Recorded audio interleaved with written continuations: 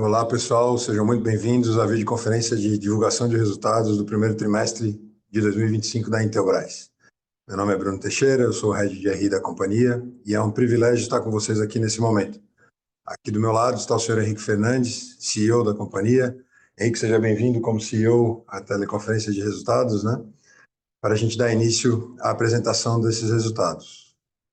Informamos que a videoconferência está sendo gravada e será disponibilizada no site de RI da companhia, onde já se encontra disponível a respectiva apresentação. É possível, nesse momento, fazer o download da apresentação e, ao final da conferência, a visualização do vídeo. For those who need simultaneous translation, please choose the language by clicking in the icon Interpretation below. Para a sessão de perguntas e respostas, orientamos que suas perguntas sejam enviadas via o ícone de Q&A no botão inferior de suas telas. Por gentileza, escreva o seu nome, a empresa e o idioma, e a gente vai respondê-las de acordo com a ordem de chegada. Ao ser chamado, uma solicitação para ativar seu microfone aparecerá na tela e você fará a pergunta. Ressaltamos que as informações contidas nessa apresentação e eventuais declarações que possam ser feitas durante a videoconferência relativas às perspectivas de negócio, projeções e metas operacionais financeiras da Intelbras constituem-se em crenças e premissas da administração da companhia, bem como informações atualmente disponíveis. Considerações futuras não são garantias de desempenho, elas envolvem riscos, incertezas e premissas, pois se referem a eventos futuros e, portanto, dependem de circunstâncias que podem ou não ocorrer. Investidores devem compreender que condições econômicas gerais, condições de mercado e outros fatores operacionais podem afetar o desempenho futuro da Intelbras e conduzir a resultados que diferem materialmente daqueles expressos em tais considerações futuras. Durante essa primeira etapa de esclarecimentos, eu vou dar início à apresentação e, na sequência, a gente abre para perguntas e respostas. Vamos lá. Pessoal, trazendo a apresentação, como a gente está acostumado a trazer, com os principais destaques desse primeiro trimestre, a gente vê um TRI fortemente impactado por uma transição de sistema, que a gente acabou trazendo uma redução de 11% na receita, estão chegando em 921 milhões, e toda a desalavancagem gerada por essa receita menor, impactando principalmente o EBITDA, com uma queda relevante, e o lucro líquido também, com uma queda relevante. Essa queda de 51% no EBITDA e 60% no lucro líquido também tem relação com aquele primeiro trimestre mais forte que a gente tinha apresentado no ano de 2024, um ano que a gente, no início de ano, teve um desempenho, inclusive, superior à nossa média histórica. E a consequência no ROIC acaba sendo bastante forte em função dessa contribuição do primeiro TRI mais fraca. Então, de fato, a gente vê um primeiro trimestre bastante impactado pelo ERP e a gente vai comentar a respeito disso ao longo da apresentação. Então, trazendo o nosso gráfico de receita padrão, a gente continua num negócio que entrega crescimento de receita de maneira importante, mas nesse primeiro TRI, uma queda de 11%. A mesma situação acontecendo no EBITDA. Quando eu analiso o EBITDA, e aí eu trago aquele EBITDA mais forte do primeiro TRI, que tinha sido 16% lá em 2024, e agora um pouquinho abaixo de 9% em 2025, a gente vê claramente o efeito da desalavancagem operacional aqui com a redução de lucro bruto. Então tem um efeito de margem, mas também tem um efeito relevante de receita nessa redução de lucro bruto. E a gente vê as despesas e a depreciação oscilando razoavelmente dentro de uma normalidade, e principalmente em despesas a gente reconhece essa ociosidade de 15,7 milhões, acontecida principalmente pela trava da fábrica, no momento de transição. A fábrica ficou sem operar durante um tempo e essa ociosidade acaba sendo reconhecida aqui como despesa, ao longo do trimestre.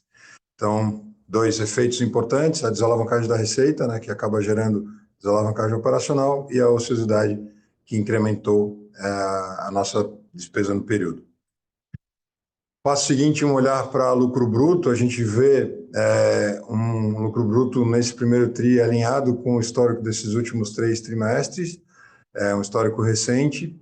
Importante destacar aqui que, assim como a gente viu a ociosidade na fábrica no primeiro TRI, a improdutividade da aceleração ela acaba passando aqui em lucro bruto.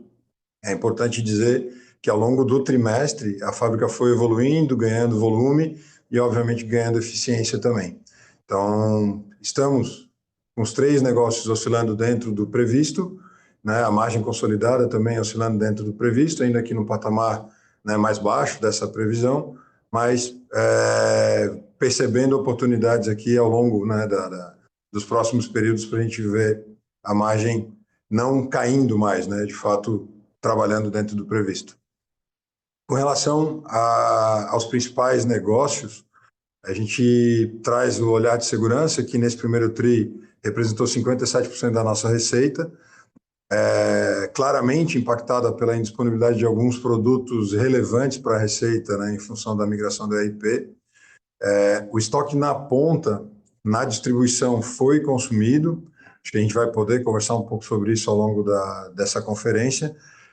Algumas vendas, eventualmente, a gente pode considerar que foram sim perdidas, mas a maioria dessas vendas foi atendida pelo estoque que estava disponível lá na distribuição.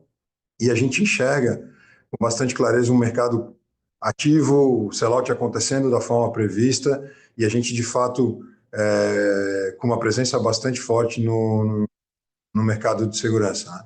Então, essa queda de 6 pontos percentuais aqui com relação ao primeiro TRI do ano passado não tem nenhuma relação com o mercado, mas ela é sim vinculada às dificuldades associadas à migração do sistema e todo o gargalo que essa migração trouxe. Quando eu mudo para a TIC, já um negócio que representou 22% da nossa receita, a gente vê claramente o impacto também causado pelo ERP e uma base de sellout sendo entregue a partir do estoque da distribuição. É importante destacar aqui que TIC, a partir dos novos portfólios, trouxe algumas formas de trabalho, algumas estratégias que elas são levemente diferentes da estratégia normal nossa de operação com a distribuição, e a gente tem ainda um caminho dentro do ERP para colocar essas estratégias em dia. Obviamente, o principal efeito do primeiro TRI já está resolvido, mas ainda tem algumas evoluções que a gente precisa levar adiante para que a gente tenha tanto a receita acontecendo, mas também de uma forma mais eficiente, com menos esforço dos times internos, né? Que acaba acontecendo a venda, acontecendo a entrega, mas ainda com bastante esforço interno nosso. Então, a queda de 6% aqui tem realmente vínculo relevante com essa situação, tanto das estratégias, que a gente teve um pouquinho mais de dificuldade no primeiro TRI de implementá-las, quanto aos demais gargalos que aconteceram pela migração do sistema. E, por fim, né, nosso negócio de energia, que acabou apresentando maior queda na comparação com os outros dois, representou 21% da receita nesse primeiro trimestre. Acho que é importante de dizer que os orçamentos de Solar on Grid, o trabalho todo que a gente tem se dedicado a fazer de geradores nos telhados de pequenos e médios negócios, a gente viu uma atividade ao longo do primeiro TRI bastante interessante, inclusive com nível de orçamentos acima do que a gente tinha visto no primeiro TRI de 2024. Houve sim o impacto da receita, a gente com dificuldade de fazer o faturamento desses projetos, principalmente em fevereiro ali do primeiro trimestre, mas a realidade é que teve sim uma atividade importante de Solar on Grid para telhados, né, os microgeradores que a gente está habituado a ver.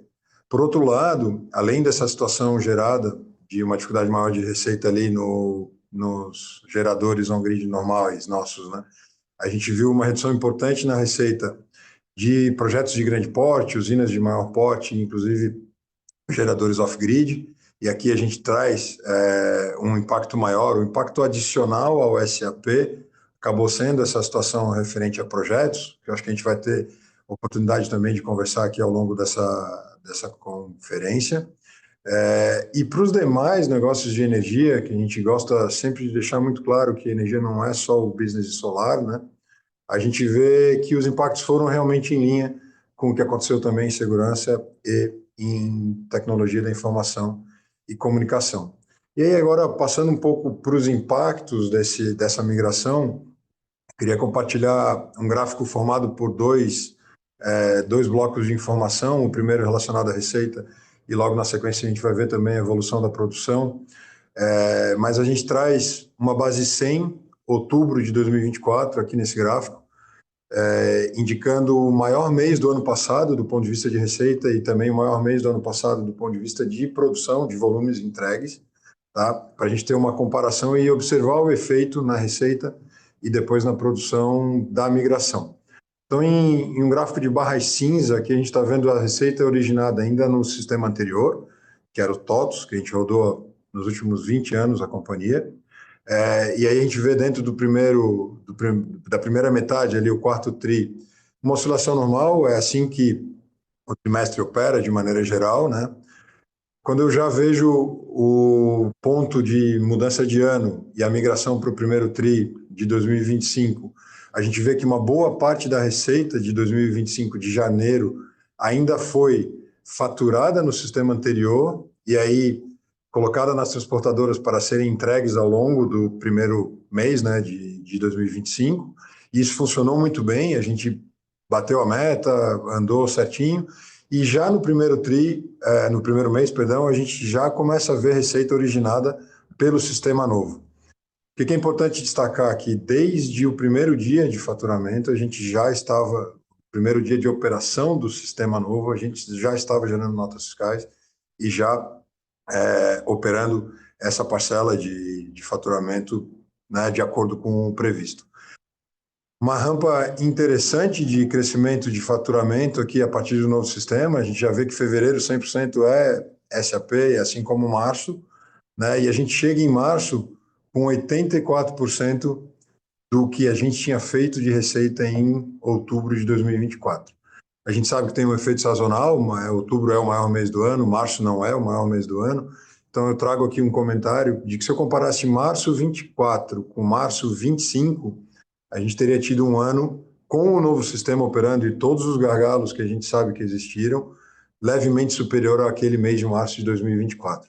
Então, aqui a gente já vê uma perspectiva de normalização. Logicamente, a gente esperava ter crescimento de receita, né? Tinha trabalhado para isso, mas a gente já vê que o gargalo já não é mais tão relevante quanto foi, por exemplo, em fevereiro de 2025. E que gargalo foi esse, né? O principal gargalo está vinculado à produção. Então, a gente traz a mesma situação, uma base 100 de produção em outubro de 2024, e a gente vê que na virada do sistema havia sido previsto um bloqueio de fabricação, inclusive tinha dado férias coletivas, né, para os times naquele momento, e uma retomada de produção. Então, realmente, janeiro, a gente começou um pouco atrasado dentro do planejamento original, e essa retomada de produção foi mais lenta do que a gente tinha desenhado. Esse efeito, vocês já conseguem observar que em fevereiro a gente já cresceu bastante, mas ele é um efeito descolado. Assim, se eu abrisse esse gráfico em quinzenas, a gente ia ver que a segunda quinzena de fevereiro foi uma segunda quinzena que eu já consegui acelerar bastante mais a produção. E aí, obviamente, quando eu começo a disponibilizar produto somente no final do mês, essa receita acaba escorregando, ela é reconhecida em março, né? E aí a mesma lógica eu posso usar para março também. Eu venho de uma rampa que acelera, de fevereiro para março, mas o final de março eu também estava já num patamar bastante superior ao início de março. Então, chegamos em 84% da produção, também é uma coincidência de números aqui, de outubro, e muito próximo, de fato, do que a gente considera uma normalidade de produção. De forma que, se eu estendo essa análise da produção também para abril, eu já estou em 92% de outubro, ou seja, num nível super relevante, um nível bastante interessante. E aí eu gostaria de compartilhar uma informação adicional, que além de março já está muito bem alinhado com a expectativa que a gente tinha desenhado para o mês em termos de produção no nosso plano original, a gente traz uma perspectiva de abril comparada com outubro do ano passado, olhando em dias úteis, porque essa conta de 92% é em volume absoluto. Então, tudo que se entregou em outubro com tudo que se entregou em abril. Mas se eu fizer essa conta olhando para dias úteis, né, os dias que efetivamente a fábrica esteve produzindo, eu já em abril estou 5% acima do que eu estava em outubro do ano passado. Então, a principal mensagem, e por isso que eu dediquei um pouquinho mais de tempo a essa sequência de temas aqui, é de que o gargalo que nos limitou receita dentro do primeiro TRI, que foi disponibilidade de produtos que precisavam ser produzidos, já está limitado ao passado, ao primeiro trimestre. A gente enxerga a fábrica rodando, enxerga a eficiência acontecendo. Então, daqui para frente, a perspectiva de fato é que esse assunto não seja de fato algo impactante, algo relevante para o segundo trimestre e para o restante do ano. Falando de um outro ponto que a gente enxerga com bastante atenção também, e compartilha muito com o mercado, né, a visão da evolução do caixa. A gente viu ainda dentro desse primeiro trimestre um consumo de caixa operacional, basicamente vinculado aos pagamentos ainda daqueles estoques recebidos no final do ano passado, ao longo do terceiro tri, ao longo do quarto trimestre. Já conseguimos ver com bastante clareza que no quarto tri a gente tinha um volume de embarques menores. Essa mesma realidade acontece dentro do primeiro tri. Fizemos uma receita inferior à desenhada e o nosso estoque não subiu, significa que de fato a gente está empenhado e dedicado para fazer esse movimento do estoque acontecer à medida que a receita seja retomada. Então, claramente a gente vê uma perspectiva de geração de caixa operacional a partir, né, já do segundo trimestre, e acho que é importante o mercado ter clareza com relação a isso. Do ponto de vista de investimentos, a gente encerrou um ciclo importante em 2025, tanto de imobilizado quanto de intangível, né, com o próprio ERP, fazendo parte desse CAPEX de expansão. Esse primeiro TRI já no nível bem mais alinhado com o que a gente tem de perspectiva para frente.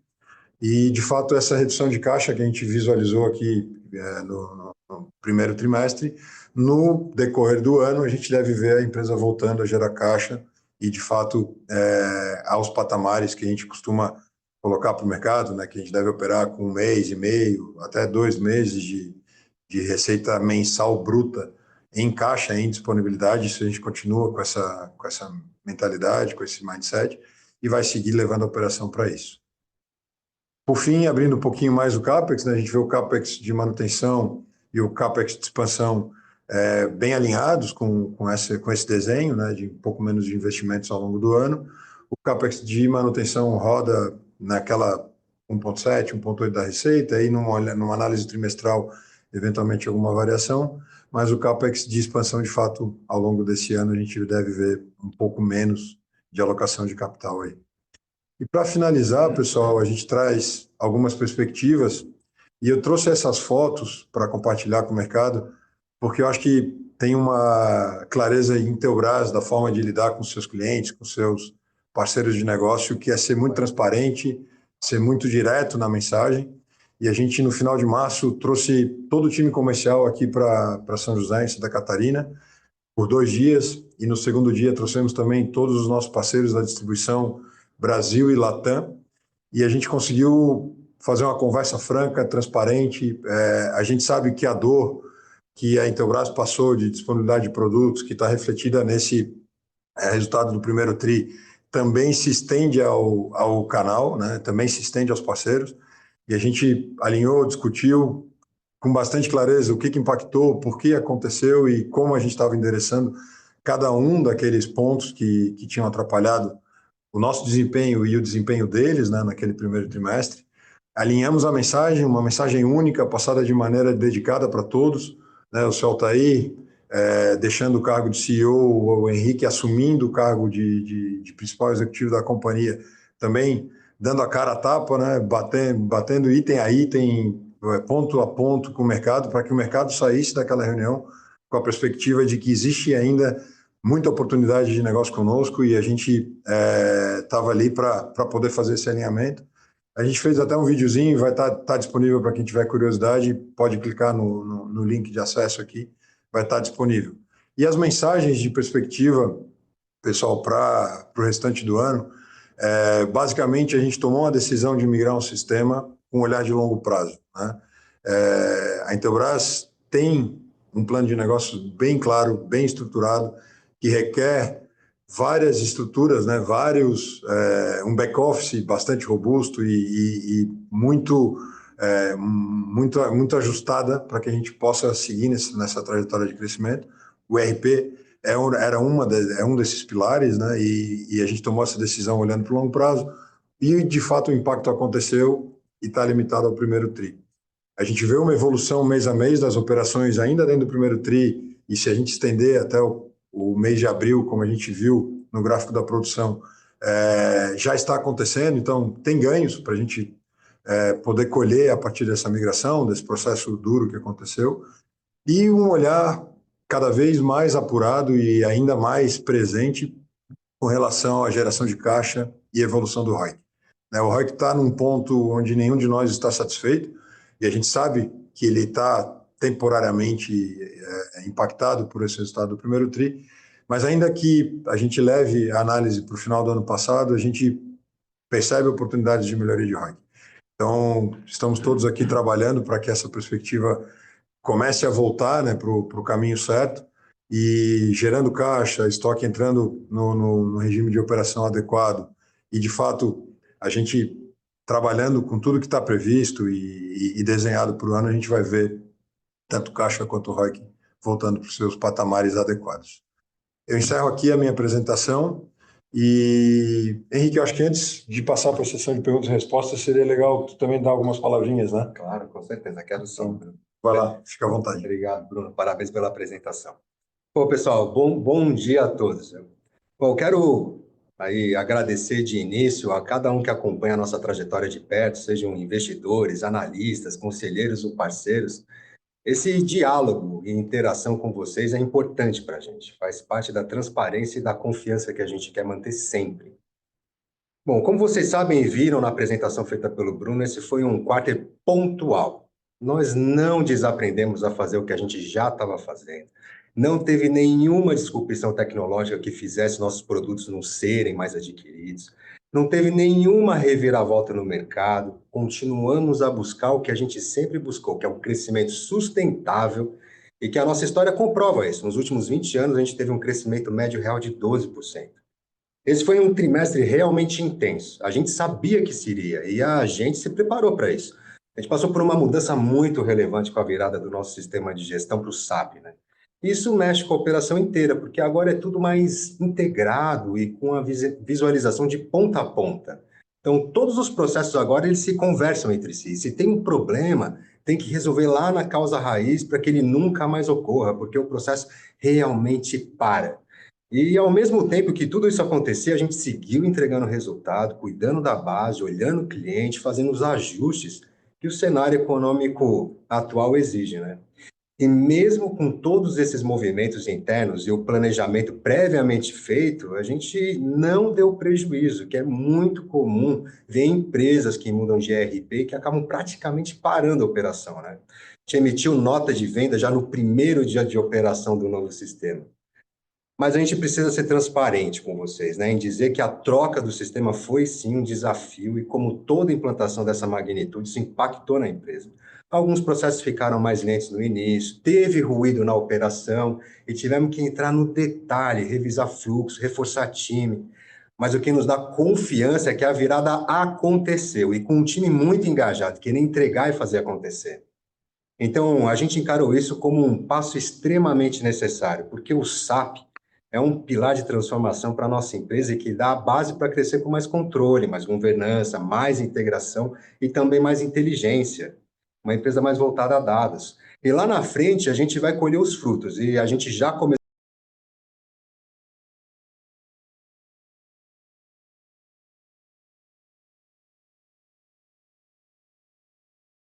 melhores custos e, por consequência, melhores margens ou preços mais competitivos para o mercado, dependendo, é claro, da nossa estratégia dentro de cada negócio em que a gente atua. Quanto aos estoques, né, no campo, tivemos canais que se prepararam mais e investiram em mais estoques e outros nem tanto. No fim do dia, com a retomada mais lenta da nossa produção, fez com que alguns canais tivessem ruptura em alguns itens. Isso não impactou em 100% no instalador, porque acaba que se ele precisa do produto e não encontra em um canal, ele busca no outro canal. Então, isso foi fazendo com que os canais que se prepararam melhor diminuíssem consideravelmente seus estoques, porque o sellout continuou bom. Então, olhando para frente, a realidade é que os nossos canais precisam recompor estoque. Então, a gente acredita que parte do que deixamos de entregar, de fato, foi perdido, tá? É uma venda que não volta, mas uma boa parte vai ser recuperada ao longo do ano para a recomposição do estoque em campo. A gente teve um consumo elevado de caixa por causa da construção do estoque para a transição do SAP, também por causa da seca de Manaus. mas à medida que esse estoque é vendido, o caixa vai retornando, inclusive planejamos geração de caixa operacional a partir do segundo trimestre, conforme mencionado pelo Bruno, né? Então, temos clareza que o estoque está acima do necessário, mas estamos administrando isso com bastante foco, tanto que já é possível ver uma queda de material embarcado em relação ao consumo, apontando a curva do estoque para baixo, né? O ROIC desse quarto foi claramente afetado pela desalavancagem operacional por causa da migração do SAP e pela necessidade de alocação de capital em estoque. Mas à medida que o estoque for normalizando, a gente vai ver esse ROIC melhorar. Quanto à margem bruta, todos os nossos segmentos estão operando dentro das margens saudáveis, né, para a companhia e para acompanhar o mercado também, sempre mantendo competitividade. Isso é um ponto muito importante. Em despesa, a gente teve uma ociosidade devido ao SAP de 15 milhões no primeiro trimestre de 2025, né? Desconsiderando a ociosidade, dá para ver uma queda de despesa em relação ao Q4 de 2024. Foi de 29 milhões. As despesas estão sob controle, o número de headcount vem diminuindo, então a gente está se concentrando em aumentar a proximidade com o cliente, simplificando o nosso portfólio e alocando de maneira mais estruturada o nosso capital e não aumentando as despesas com isso. Mas lembrando, né, é importante sempre lembrar isso, que sazonalmente as despesas no Q2 são maiores do que no Q1. O SAP daqui para frente, senhores, já não é mais uma desculpa. O sistema está operando. Agora é pegar ritmo, treinar incansavelmente a nossa equipe para operar cada vez melhor o sistema e seguir melhorando os nossos processos.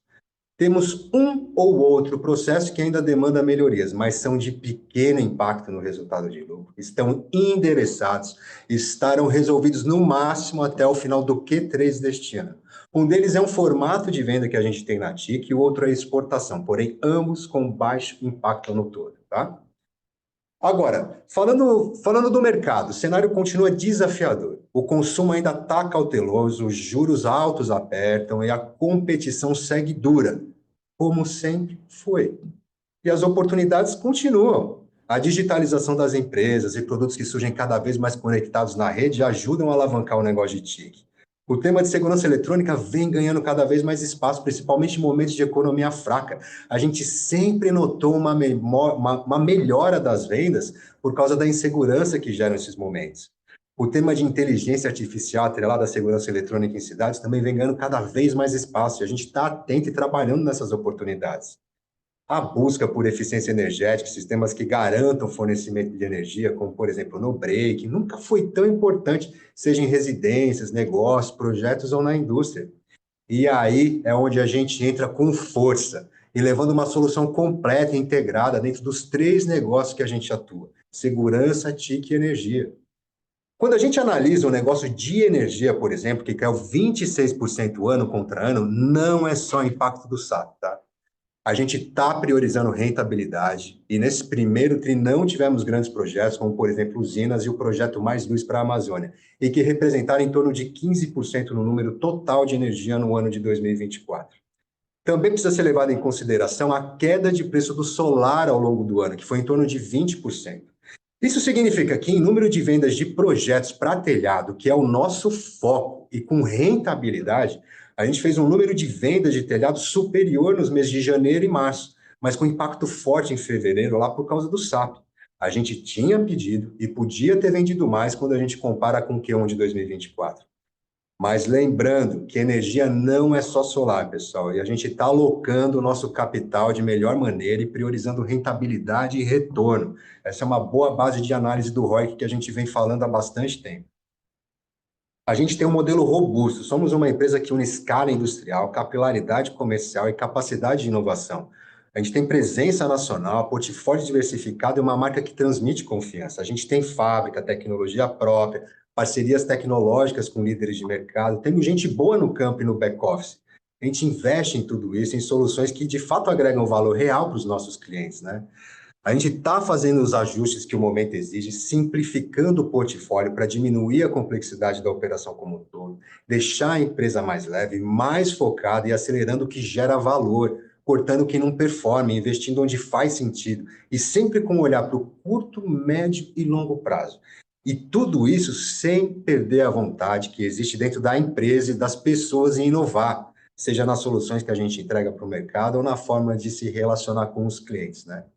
Olhando para frente, pessoal, o nosso foco é claro, está dividido em três pilares, né? O primeiro é crescer com rentabilidade, sempre analisando o ROIC dos negócios, tanto os negócios atuais como os novos negócios que virão. O segundo pilar é melhorar a experiência do cliente, tanto os nossos canais quanto os instaladores, integradores e clientes finais. E o terceiro pilar, que é capturar sinergias com o novo sistema, e que não foi só o SAP, mas também todas as ferramentas de suporte que foram implementadas ao longo dos últimos 4 anos para uma excelência na execução do nosso dia a dia. Então, um ponto importante de mencionar é que também a gente está atento às oportunidades de mercado, principalmente via expansão orgânica, através de novos canais, novos negócios, e que tem um sentido estratégico. E claro que no momento certo de economia e de mercado, certo?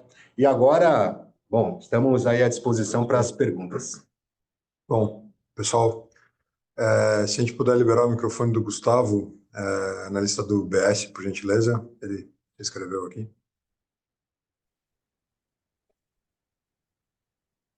Está nos Bom dia, ouvindo, Gustavo? pessoal. Bom dia, pessoal. Vocês me ouvem? Sim, pode fazer a tua pergunta. Bom dia, Henrique. Bom dia, Bruno. Duas perguntas do meu lado. Acho que a primeira, queria explorar um pouco essa avaliação, né, dos primeiros meses aí da transição e fazer a comparação desse ano, principalmente março, abril, com o ano passado, tá? Se vocês puderem, queria entender um pouco como vocês avaliam, né, essa comparação, considerando que lá no ano passado, acho que a base de TIC ainda não estava tão, né, não tinha rampado tanto comparado com o que a gente, né, viu ao longo do ano de 24 e no primeiro tri, naturalmente a gente já esperaria, em condições normais, um nível um pouco mais elevado. Então, vocês comentaram até que março foi levemente superior ao março do ano passado. Eu queria entender como é que vocês avaliam, considerando, né, que TIC rampou desde então. A minha segunda pergunta, acho que uma das principais preocupações aí, ou temas que estão todos olhando, né?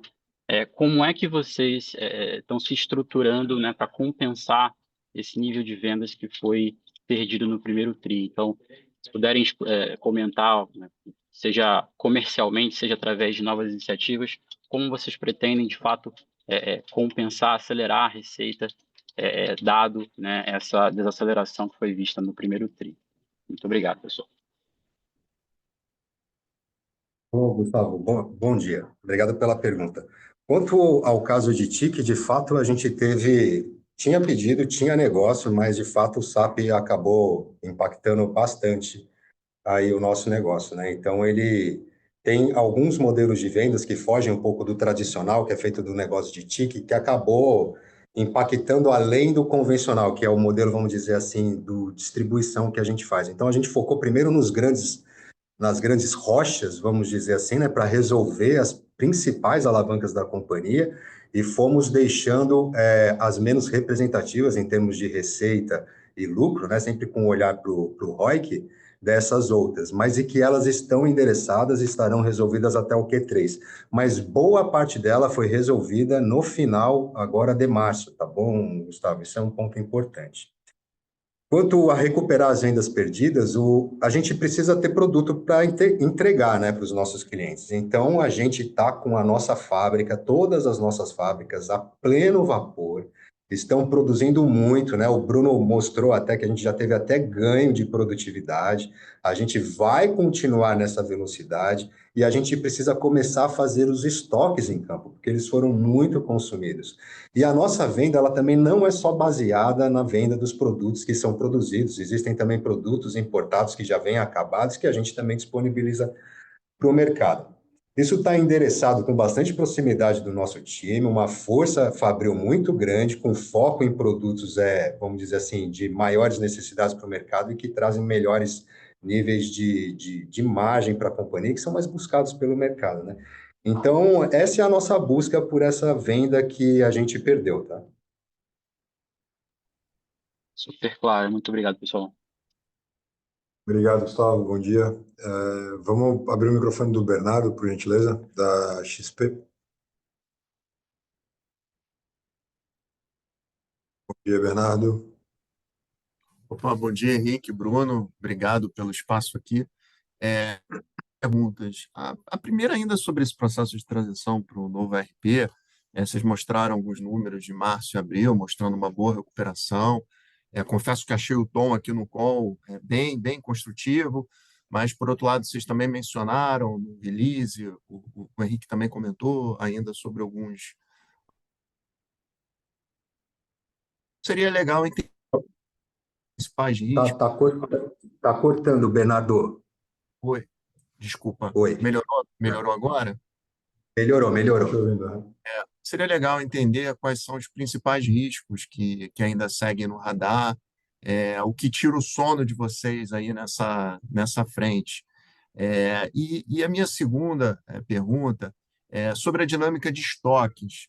Considerando o aumento nos estoques de produtos acabados, como vocês interpretam, né, essa aparente dicotomia entre estoques mais altos e ruptura observada no trimestre? Existe alguma preocupação em relação à qualidade desse estoque? Obrigado. São essas duas perguntas. Bernardo, obrigado. Quanto ao estoque, Bernardo, a gente considera que a gente tem um estoque saudável, tá? E que ele vai sendo consumido aí ao longo do ano. Esse é o nosso plano, tá? Então, a gente tem muita matéria-prima também, né, que precisa ser produzida, além também de alguns produtos acabados. Então, a gente considera que temos um pouco de excesso, sim, tá? Mas grande parte desses excessos, ele é de estoques da curva A, tá? Agora, quanto à tua... Deixa eu só fazer um comentário que eu acho que é legal, porque o estoque de produtos acabados termina o trimestre acima do que tinha terminado o trimestre anterior, né? Então, acho que ele pergunta um pouco nisso. E talvez, Bernardo, lembra que até quando eu estava apresentando, eu comentei que a rampa de produção foi acelerando ao longo do mês, né? Então, muita coisa que acabou reportada como produto acabado não foi reconhecida como receita, né? Acabou escorregando para a receita do ano do mês seguinte. Então, tem aí claramente um efeito desse atraso nas entregas da indústria, entendeu? E aí acaba aparecendo um número ali de estoque disponível que, na verdade, não está. Um pedaço já estava vendido, só não entregue ainda, né? Quanto à tua pergunta sobre o que tira o sono da gente agora, né? O SAP não tira mais o sono da gente, tá? Então agora é a gente trabalhar para recuperar a venda que, vamos dizer assim, parte que a gente perdeu, né? E recuperar a nossa entrega, a nossa produção para o mercado e proximidade com o cliente. É isso, tá, Bernardo? Então não tem nada que esteja assim realmente tirando o nosso sono atualmente, tá? Já tivemos, né? Nessa transição. Mas não é isso agora, tá bom? Super claro. Página virada, então, né, Henrique? Página Obrigado. virada, isso aí, Bernardo. Vamos para o Leonardo, então, na lista do BBA, por gentileza. Bom dia, Leonardo. Bom dia, pessoal, tudo bem? Bom dia, Bruno, Henrique, obrigado pela oportunidade de fazer perguntas. Eu queria explorar um pouquinho sobre o ambiente competitivo no negócio de segurança de vocês. Como é que vocês estão vendo a entrada de novos players? Vocês sentem que o ambiente está um pouco mais promocional e com pressão de margem? E mais uma aqui, se eu puder. Mesmo em um trimestre desafiador que vocês tiveram agora, a margem bruta expandiu 40 bips, né, se a gente comparar tri contra tri. É, Queria que vocês comentassem um pouquinho sobre essa eficiência de custos, se vocês enxergam esse patamar como sustentável ou se ainda há espaço para melhora conforme essa normalização continue. Obrigado. Leonardo, bom dia.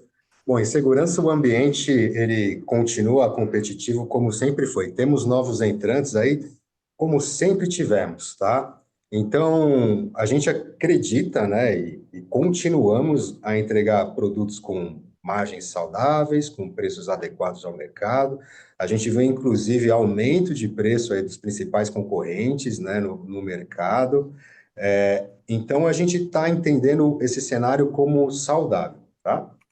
Então, não é algo, vamos dizer assim, que nos preocupe neste momento. Já estivemos com um gap maior e a gente foi ajustando ele ao longo desse último trimestre agora que passou, né? Que é esse daí. E a respeito de a margem, padrões de imagem. A gente vê que o padrão de imagem que a gente tinha, né, da companhia como um todo, no ano de 23, né? O pessoal lembra, né? Em 2020, ano passado. em 2023, né? É isso, Bruno? Final de 23, início de 24 eram margens mais altas, né? Isso. que é mais ou menos o padrão do ano de 2024, né? Que é o padrão assim de imagem que é muito similar ao padrão de imagem que está acontecendo agora. Mais o segundo semestre, tá? Se a gente quiser ser mais segundo. específico. Até, de repente, para colaborar, Leonardo, se a gente vê a sequência de trimestres, a gente já está indo para o... A gente acabou de concluir o terceiro trimestre numa base de 29 baixos ali de margem bruta consolidada, né? Isso tem uma série de efeitos aqui da preparação para a migração, depois da própria migração, mas está muito dentro do que a gente entende ser adequado para entregar os resultados que a gente se dispõe a entregar, né? Perspectiva de melhora, a gente sempre vai ter no sentido de que vamos sempre buscar, mas eu acho importante dar clareza que esse patamar, no nosso entendimento, está adequado. Vamos buscar melhorar? Vamos, mas acho que não vale a pena colocar isso já a partir de agora, a segundo tri muda de figura. Uma evolução suave, levemente positiva pode acontecer, uma oscilação normal pode acontecer, mas acho que o patamar que tá bem posicionado, tá?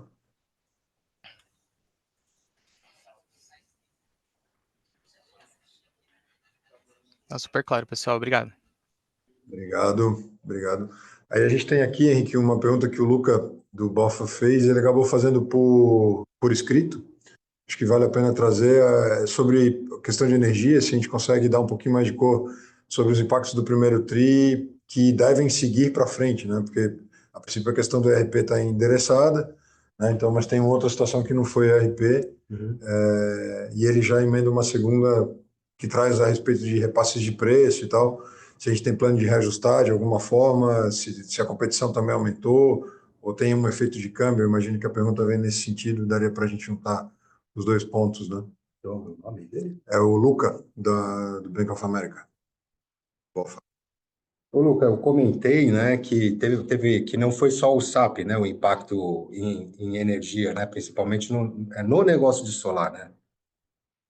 Porque a gente teve o caso das usinas e alguns projetos, né, que foram vendidos ao longo do ano de 2024, principalmente também no primeiro quarto, e que não aconteceram nesse primeiro quarto de 2025.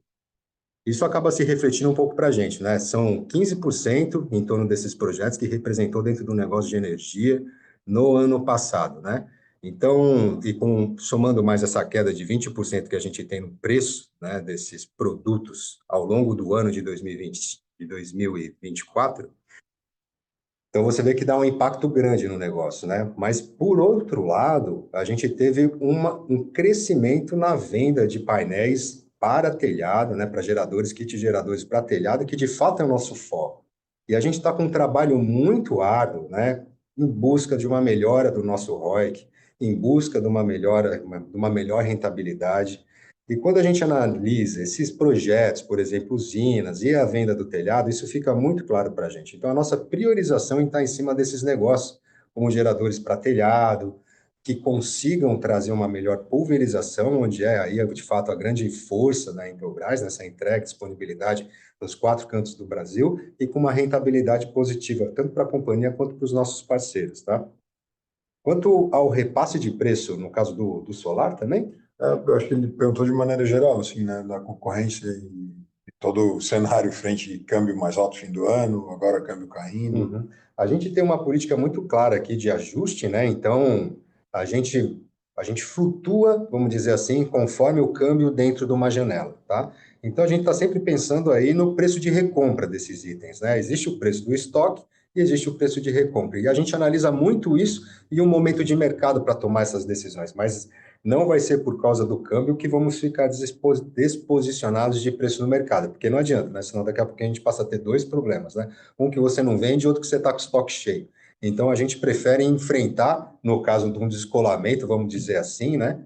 E ter a venda, né, para poder recompor esse negócio com, quem sabe, um custo melhor, mas poder fazer essa máquina toda girar, tá bom?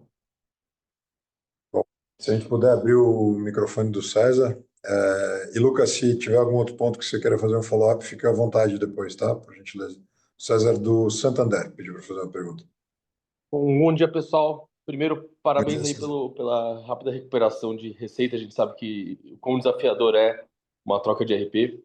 E o último ponto ainda em cima disso, eu entendo que, tudo bem, as receitas estão voltando, eu queria entender um pouco mais a dinâmica de eficiência, né? Principalmente olhando agora para o segundo trimestre. Eu lembro que no quarto tri a gente comentou que, olhando para frente, no status quo do negócio, a gente deveria ver uma margem de EBITDA em torno de uns 13%. Você acha que isso já é factível no segundo trimestre? Você acha que a gente ainda deve ver um step down para esse próximo trimestre, talvez só uma recuperação no terceiro? E meu último ponto aqui, minha segunda pergunta, no final do release de vocês comentam que o planejamento realizado para o ano completo se mantém vigente. E aí eu queria entender qual que é o impacto disso em termos dos que, enfim, vocês comentaram rapidamente aí no quarto trimestre, que era o soft guidance de crescimento de receita, de margem para o ano. Eu queria entender o que essa frase quer dizer. Eu começo com o EBITDA, o Henrique conclui com o orçamento, pode ser?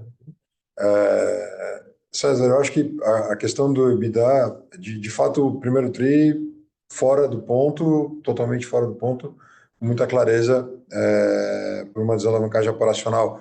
Acho que se você pegar os demais componentes do EBITDA, você consegue perceber claramente que a margem bruta esteve adequada, o nível de despesas esteve alinhado com o que sempre esteve, de maneira que uma receita normalizada, naturalmente a gente veria o EBITDA normal, né?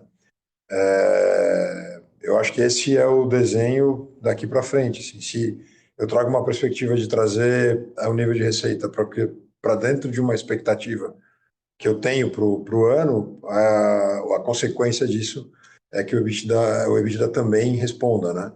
Acho que mais do que cravar um ponto exato de onde ele deve parar, eu acho que ele caminha do mesmo jeito que a receita caminha para a normalidade, ele vai caminhar para a normalidade, né? Acho que esse é a principal mensagem que deve ficar.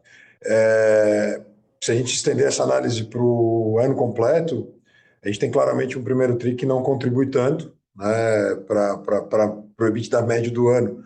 Então, acho que, como eu costumo falar, a gente tem um ponto médio de EBITDA no 13, olhando esses dados históricos dos últimos 20 anos, que até o Henrique trouxe, ele comentou no início da apresentação.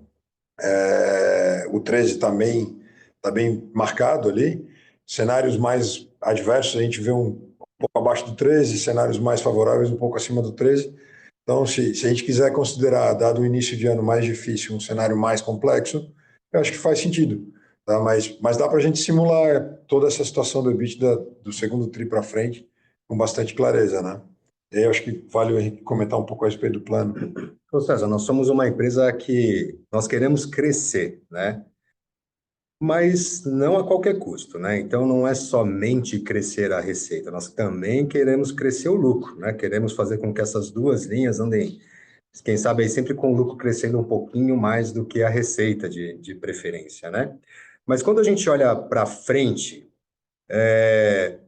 tudo depende, né? Depende do mercado, depende de muitos fatores para fazer de fato com que o negócio aconteça.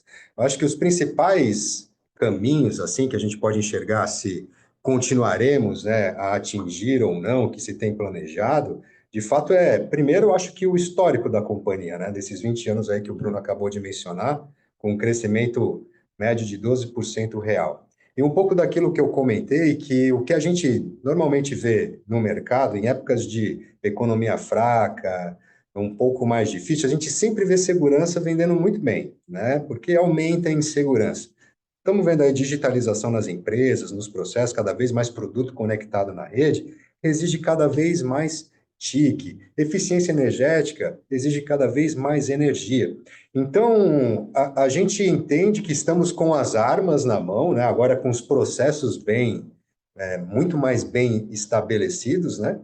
Então, a gente continua acreditando no que a nossa história diz, tá?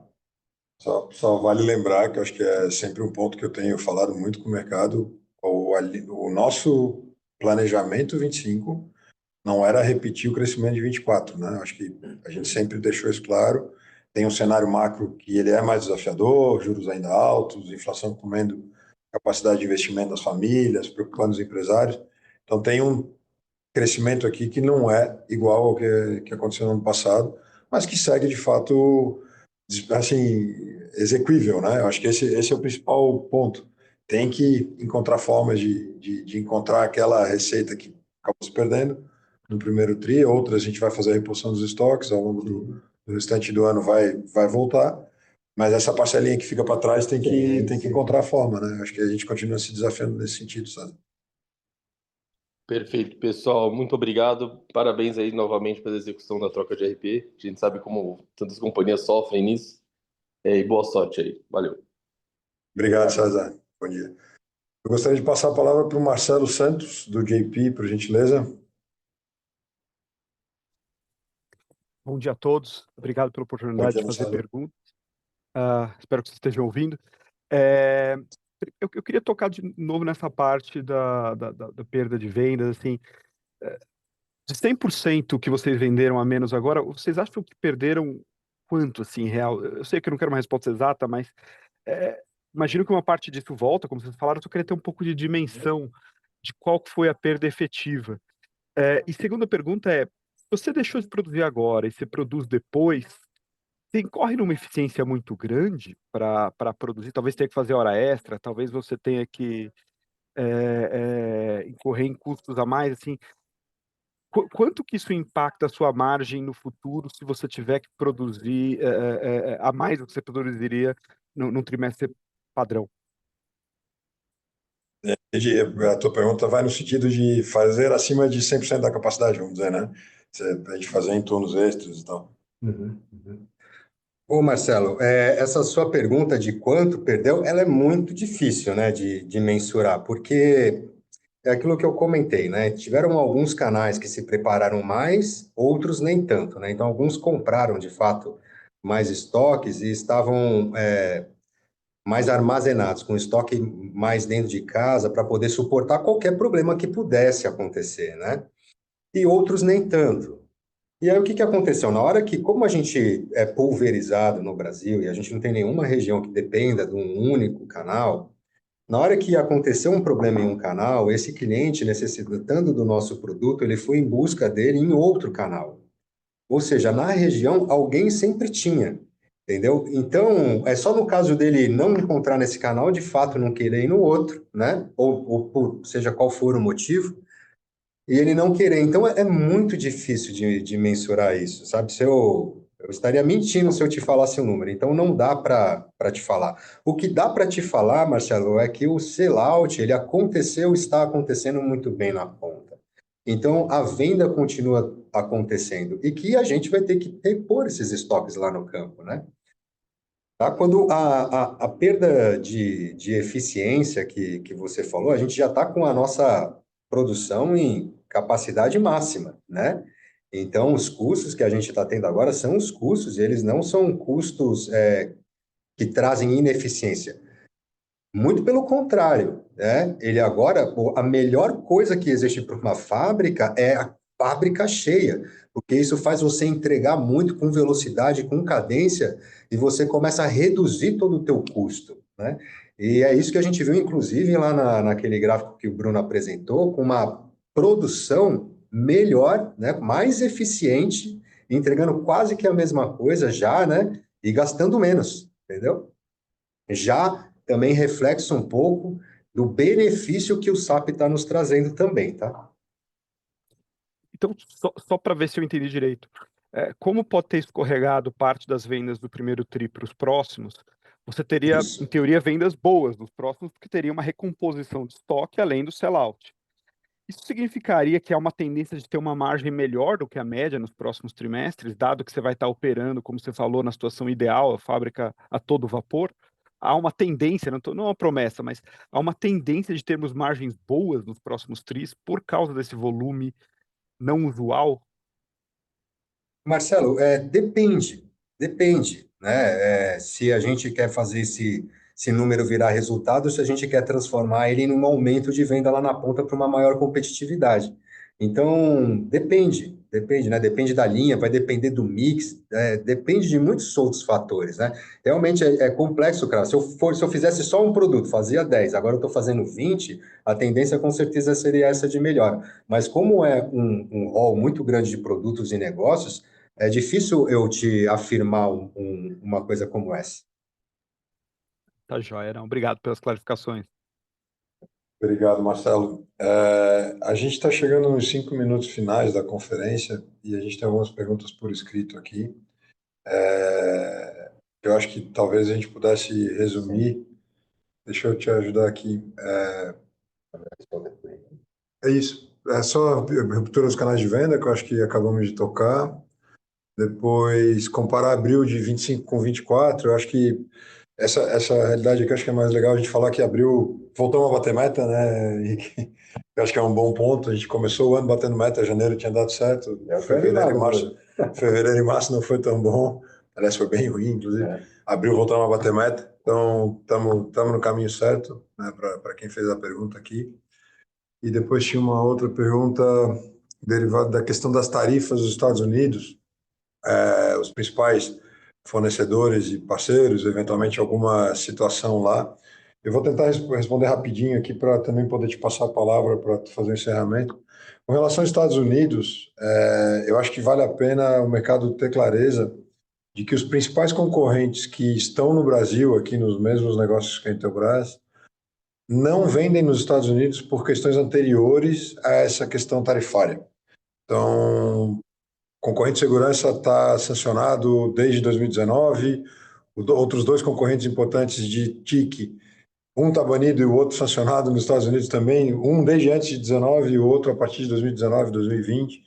Então, o mercado americano já não era uma referência de volume para esses concorrentes. A consequência disso é que, com tarifa ou sem tarifa, eles já não vendiam, não vai mudar um pouco, não vai mudar a realidade de concorrência aqui no Brasil. Obviamente, a gente precisa ter atenção às oportunidades que isso possa nos trazer ou algum outro desafio, mas eu acho que, começando pelos grandes concorrentes, acho que essa é uma realidade que a gente consegue compartilhar com bastante clareza aqui. Tá? E aí, para aquelas perguntas que eventualmente a gente não tenha conseguido endereçar, eu vou pedir a licença de responder depois por e-mail, ou pedir que nos procurem diretamente, a gente com o maior prazer endereça no RI. Se precisar do comentário do Henrique, eu também vou trazê-lo sem problema nenhum. Mas eu queria fazer um encerramento dessa primeira conferência de resultados, Henrique, né? Tua primeira interação com o mercado aqui de maneira oficialmente agora como CEO. Tu trouxesse algumas palavras de fechamento aí, então, por gentileza. Eu quero aproveitar para agradecer ao nosso time Intelbras e os nossos parceiros de negócios, né? Em meio a tantas mudanças, o nosso time fez o melhor que ele pôde e entregou com muito comprometimento, resiliência, com responsabilidade, com espírito de dono, sabe? São pilares nossos isso aqui dentro da Intelbras. Aos nossos parceiros de negócio, vocês são, né, e continuarão sendo o pilar da nossa estratégia. Tudo que a gente faz é sempre levando vocês em consideração. E também agradecer a vocês, aí, investidores e analistas, que têm acompanhado com atenção e contribuindo com perguntas, provocações e confiança. Pessoal, a gente segue junto com os pés no chão no curto prazo e os olhos no longo prazo. A empresa está em transformação e isso é bom. Nos torna mais fortes, mais preparados e mais relevantes para o futuro. Nosso compromisso segue firme, tá? Crescer com responsabilidade, gerar valor sustentável para os nossos acionistas e manter o protagonismo como uma das maiores e mais respeitadas empresas do setor.